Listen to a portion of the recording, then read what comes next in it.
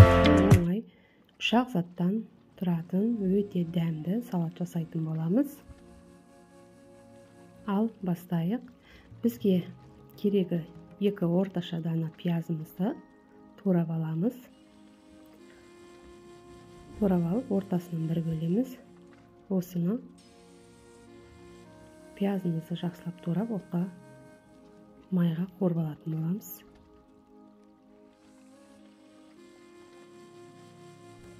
Қыздар, үйде жасап көріңіздер, ол өте оңай, 5-10 минутта тез дайын болатын салат.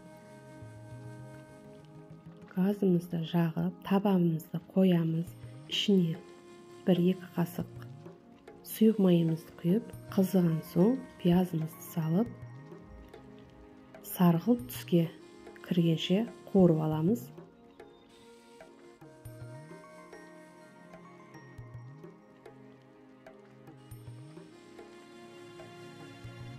Татымына қарай тұзымызды саламыз. Тағы да жақсылап тұрып араластырамыз.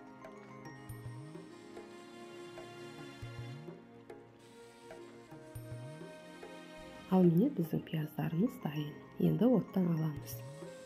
Енді бізге керегі піскен ет, қайнап піскен етімізді дәл осындай етіп турап аламыз.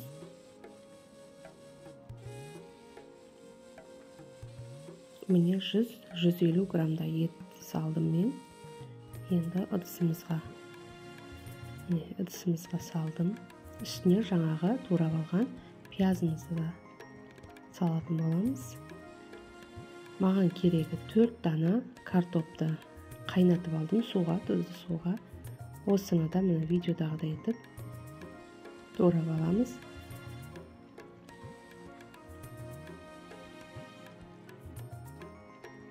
Ал картоптарымыз турап алдық. Енді ыдысымызға салдым.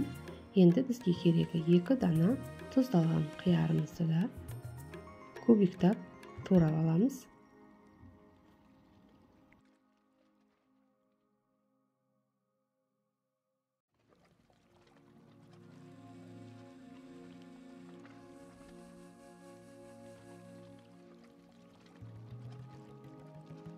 Қиярларымыз да дайын. Енді ыдысымызға қиярды да салып аламыз. Кішкене укроп, петрушка салсаңыздар болады. Мен укроп қана салдым. Үйде барын. Үйдегі бар заттардан салат дайындауға болады. Тез ақ қол жетімді, өте дәмді салат дайындасаңыздар болады. Міне укропты да мен салып алдым. 2 тіс чесногымызды дәл өстіп қырғыштан өткізіп саламыз. 2 тіс.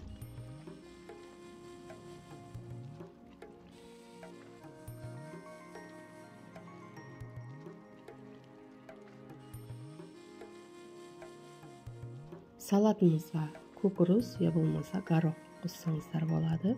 4 ас қасықпен горох салдым.